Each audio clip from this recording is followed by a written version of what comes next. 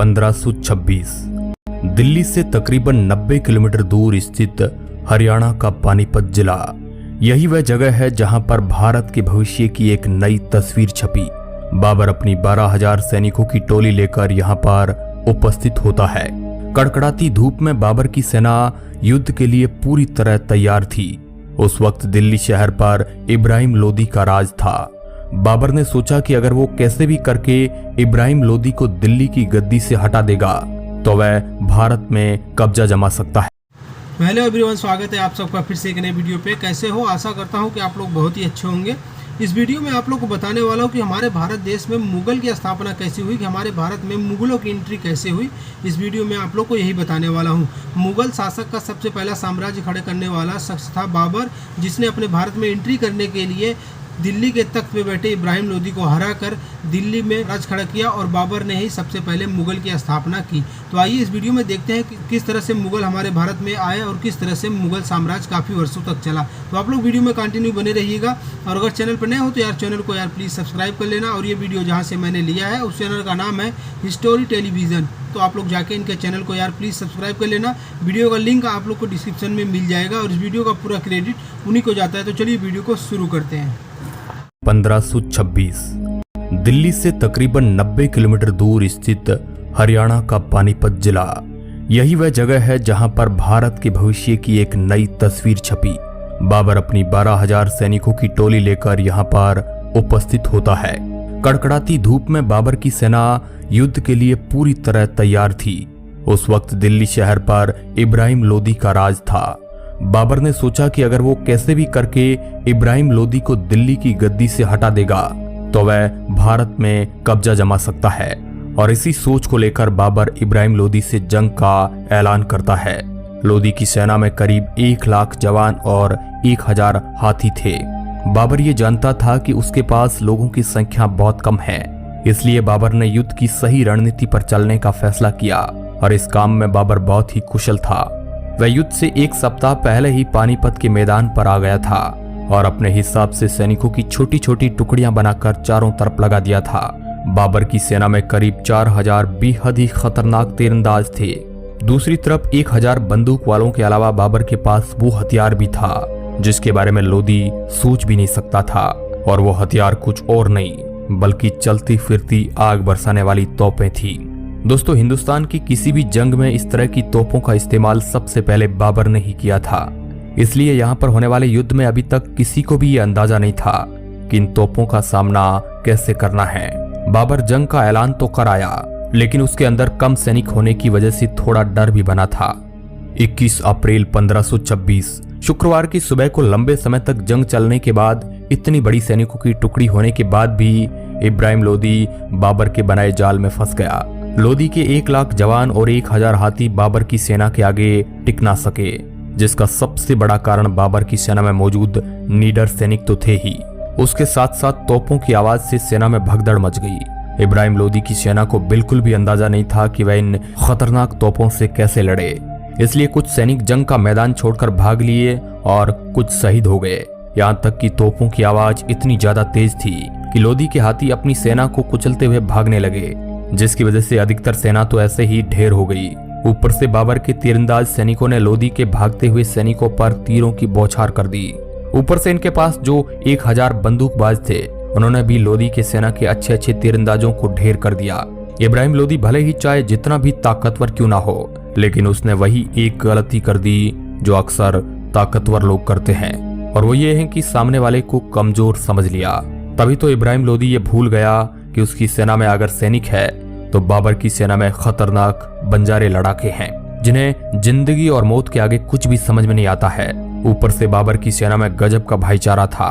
इन सब के बाद बाबर आसानी से युद्ध जीत गया और इब्राहिम लोदी लाख कोशिशों के बाद भी मारा गया। इसी के साथ ही भारत का तरह बदल गया। अगर उस दिन ये घटना नहीं होती तो आज दिल्ली का लाल किला नहीं होता, आगरा का ताजमहल ना होता, यानी आज भारत का रंग रूप कुछ और होता। इस लड़ाई को ही पानीपत का पहला युद्ध कहा जाता है। इस युद्ध में बाबर की जीत के बाद भारत में मुगलों की एंट्री हो चुकी थी, क्योंकि दिल्ली की राजगद्दी पर बैठते ही बाबर ने मुगल सल्तनत का परचम लहरा दिया था। अब आप चाहे जो भी कहे, लेकिन एक बात तो कहनी पड़ेगी, कि 12,000 सैनिकों से 1 लाख सैनिकों को ढेर करना कोई छोटी बात नहीं है, लेकिन बाबर ने यह कर दिखाया। इसी वजह से इन्हें एक कुशल लड़ाके के तौर पर जाना जाता है। पर क्या आप जानते हैं कि बाबर एक उच्च कोटि का लेखक भी था? दोस्तों, हमारे भारत में हजारों सालों पहले से ही कई सारे साम्राज्य आए और गए, लेकिन एक ऐसा साम्राज्य था जिसने भारत में आकर अपनी एक अलग ही छाप छोड़ दी। जैसे कि हम सभी जानते हैं कि भारत में मुगल साम्राज्य की शुरुआत करने वाला पहला मुगल बादशाह बाबर था। बाबर उज्बेकिस्तान से भारत आया था। आपको बता दें कि बाबर एक पैदाइशी योद्धा था। वह अपनी पिता की ओर से तैमूर लंग का 5वां वंशज था और अपनी मां की ओर से चंगेज खान का 14वां वंशज था। जब बाबर मात्र 12 साल का था तब उसे विरासत में फरगना शहर मिला। वह वहां का बादशाह बना, पर बाबर के सपने किसी एक शहर का बादशाह बने रहने के नहीं थे। इसलिए 14 साल की उम्र में उज्बेकिस्तान की शहर समरकंद को जीतकर बाबर ने अपने राज्य का विस्तार किया। साल 1505 तक बाबर कई सारी जंग लड़ चुका था और अपने राज्य का अच्छा खासा विस्तार कर चुका था, लेकिन अब उसकी नजर भारत पर थी। अगले 20 सालों तक बाबर अपने मुगल साथियों के साथ भारतीय उपमहाद्वीप पर कब्जा जमाने की कोशिश करता रहा, लेकिन कामयाब नहीं हो पाया। और सन 1526 में बाबर की नजर भारत के सबसे अमीर और शक्तिशाली शहर दिल्ली पर गई और बाबर ने यह सोच लिया कि अगर भारत पर राज करना है तो दिल्ली को जीतना ही होगा। और पानीपत की लड़ाई से उसने दिल्ली पर अपना कब्जा जमा लिया। अब बाबर ने तो दिल्ली सल्तनत का विस्तार करने में कोई कसर नहीं छोड़ी, लेकिन इसके बाद इनका छोटा बेटा हुमायूं बादशाह बना। हुमायूं 29 दिसंबर 1530 ईस्वी में 23 साल की उम्र में सिंहासन पर बैठा और उसका राज्य अभिषेक आगरा में हुआ। पर हुमायूं का जीवन संघर्षों से भरा रहा और 26 जून 1539 में हुमायूं चौसा के युद्ध में शेरशाह सूरी से हार गया और किसी तरह जान बचाकर भागने में सफल हो पाया। हुमायूं सालों तक भटकता रहा, लेकिन बाद में अपनी कुशल रणनीतियों की वजह से हुमायूं ने काबुल और कंधार में फिर से अपना कब्जा जमा लिया और 30 जुलाई 1555 में हुमायूं दोबारा से दिल्ली जीतने में सफल हो पाया। दोस्तों, हुमायूं अफीम का बहुत शौकीन था और यही अफीम ही उसकी मौत का कारण बनी, क्योंकि अफीम के नशे में जब ये सीढ़ियों से गिर गए तब इनकी मौत हो गई। हुमायूं के बाद मुगल सल्तनत पर अकबर का राज हुआ। अकबर सभी धर्मों का सम्मान करता था। आप ये भी जानते होंगे कि अकबर के दरबार में हिंदुओं का बहुत सम्मान और उन्हें ऊंचे पद मिलते थे। यहाँ तक कि एकता बनाए रखने के लिए अकबर ने हिंदू लड़की जोधाबाई से शादी भी करी, लेकिन उसने कभी भी जोधा पर मुस्लिम धर्म अपनाने के लिए जोर जबरदस्ती नहीं करी। यहाँ तक कि रानी जोधाबाई के लिए अकबर ने फतेहपुर सीकरी में एक मंदिर भी बनवाया। दोस्तों, अकबर की सबसे बड़ी उपलब्धि थी उसका बसाया गया फतेहपुर सीकरी शहर, जो आगरा से लगभग 36 किलोमीटर दूर स्थित पहाड़ियों पर यह शहर बसाया गया था। कहा जाता है कि फतेहपुर सीकरी उस समय लंदन से भी बड़ा शहर था। अकबर एक कामयाब बादशाह होने के साथ साथ कला प्रेमी भी था, इसलिए इस शहर का निर्माण अकबर ने अपनी निगरानी में करवाया था। यहाँ तक कि नक्शा बनाने में भी मदद की थी। इस शहर के बनने से पहले मुगल साम्राज्य की राजधानी आगरा थी। उसके बाद फतेहपुर सीकरी को अकबर ने नई राजधानी बनाई। फतेहपुर सीकरी सन 1571 से लेकर सन 1585 तक मुगलों की राजधानी था, लेकिन पानी की कमी के कारण मात्र 14 साल में ही यह शहर छोड़ दिया गया और फिर दोबारा से आगरा को राजधानी के रूप में पहचान मिली। साल 1582 में अकबर ने दीन ए इलाही नाम का एक नया धर्म बनाया था, जिसमें अकबर ने सभी धर्मों की मूल बातों को मिला दिया।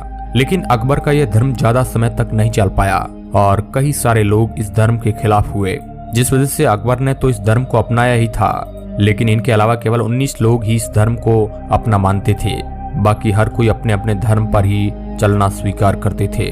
दोस्तों, अकबर के बाद मुगल सल्तनत के तख्त पर अकबर के बेटे जहांगीर बैठे और उसके बाद जहांगीर के बेटे शाहजहां ने मुगल सल्तनत पर राज किया।